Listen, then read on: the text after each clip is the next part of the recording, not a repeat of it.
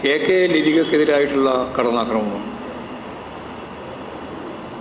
യഥാർത്ഥത്തിൽ ഇത്തരമൊരാശയം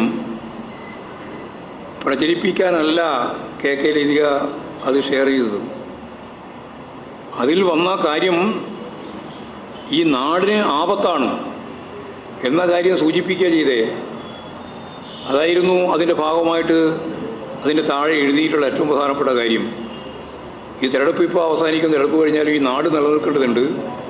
അതിനെതിരായിട്ടുള്ള ഒരു അപകടം തന്നെയാണ് ഇതുപോലുള്ള പ്രചാരവേല എന്നാണ് ചൂണ്ടിക്കാണിച്ചത്. അത് നാടിനെ രക്ഷിക്കാനുള്ളതായിരുന്നു, അല്ലാതെ തകർക്കാനുള്ള ഒരു പോസ്റ്റല്ല. അത് വളരെ ഗൗരവത്തിൽ കാണേണ്ട കാര്യമാണ്. ഷെയർ ചെയ്തു എന്ന് പറയുന്നതല്ലാതെ എന്താ ഷെയർ ചെയ്തത്, എന്താ ആ കാര്യത്തിൽ പറഞ്ഞത് നിങ്ങൾ മിണ്ടുന്നില്ല. അത് സ്വാഭാവികമായിട്ടും മിണ്ടിയാൽ നിങ്ങൾക്ക് ഗുണം ചെയ്യില്ല എന്നുള്ളതുകൊണ്ട് മിണ്ടാണ്ടിരിക്കുകയാണ്. അപ്പോൾ അത്തരത്തിലുള്ള ഒരു ഉദ്ദേശ